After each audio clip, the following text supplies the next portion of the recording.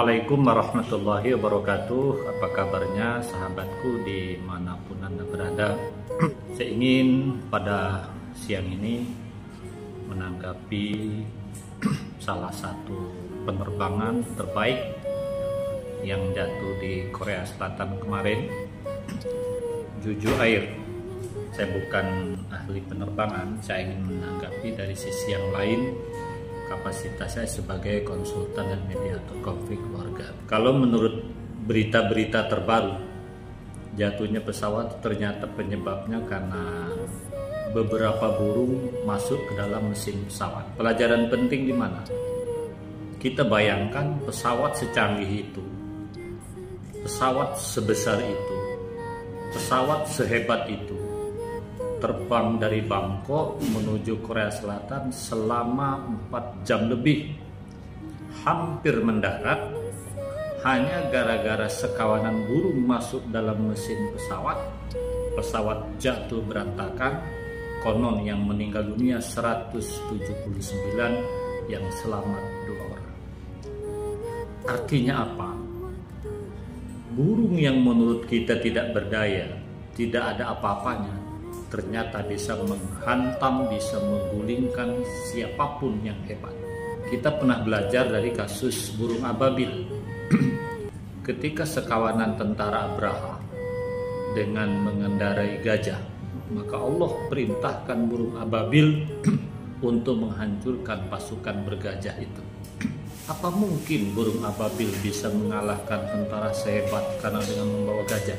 Ternyata bisa juga, bukan? Kalau kita tahu gajah adalah rajanya raja hutan dibanding harimau.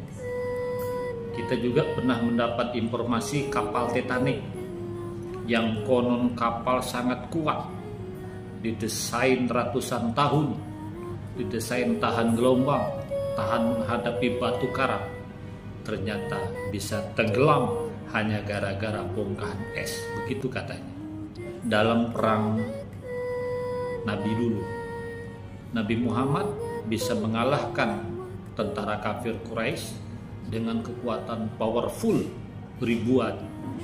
Jumlah tentara mereka, Nabi Muhammad hanya 300. Kemudian kita juga pernah mengalami perang kemerdekaan dengan pesawat terbang yang canggih Belanda, ya, Jepang. Semua kekuatan tentaranya meriam canggih. Indonesia ternyata hanya menggunakan bambu runcing, bisa juga kan mengalahkan. Ada juga kisah di Sumatera Barat, kerajaan Majapahit waktu itu yang sangat kuat, raja yang berpusat di Jawa ingin menghancurkan kerajaan Damasraya di Sumatera Barat, tidak bisa dihancurkan. Waktu itu caranya adalah adu kerbau, itulah yang kemudian jadi Minangkabau.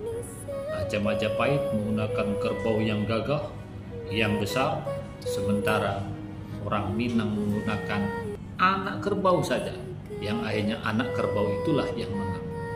Presiden di berbagai macam negara bisa tumbang bukan karena ditembak menggunakan meriam yang hebat, bukan karena digulingkan oleh sekawan tentara yang hebat, kadang-kadang hanya digulingkan oleh selirnya saja, oleh wanita karena terjebak perselingkuhan.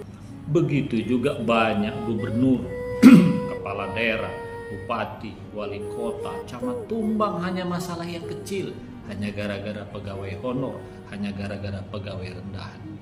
Sahabatku, ada juga kiai yang sangat dihormati, yang topnya luar biasa, semua segan, juga jatuh gara-gara main gila dengan santrinya.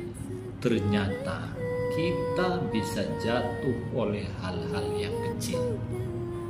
Banyak orang jatuh bukan karena kesandung batu, tapi banyak orang yang jatuh karena kesandung kerikil.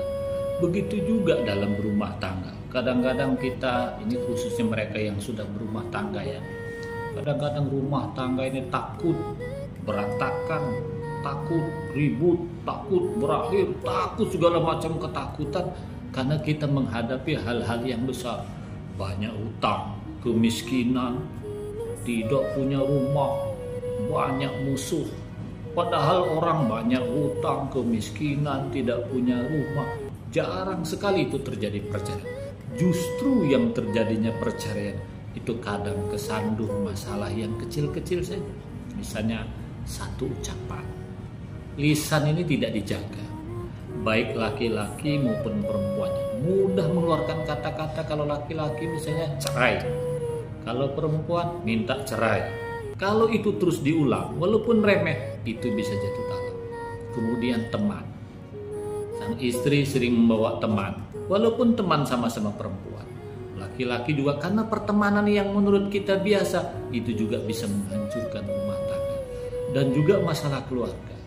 Kadang-kadang rumah tangga kita nih hancur gara-gara orang tua kita sendiri, gara-gara mertua kita sendiri, gara-gara adik ipar, gara-gara punya yang menurut kita itu baik, tapi juga menghancurkan rumah tangga. Maka hati-hati dengan pertemanan. Siapa lagi? Tetangga. Tetangga kita ini kan juga tidak semuanya baik. Menurut kita tidak ada masalah, justru itu suatu saat menjadi monster yang besar akan menghancurkan rumah tangga kita. Yang menghancurkan rumah tangga kadang-kadang itu remeh-temeh saja. Tetapi itulah yang sering terjadi. Istri tidak mau mengurus badan. Padahal suami membutuhkan istri yang cantik, suami membutuhkan istri yang fresh. Begitu sebaliknya, suami cuek, padahal istri butuh perhatian, padahal istri butuh dipedulikan.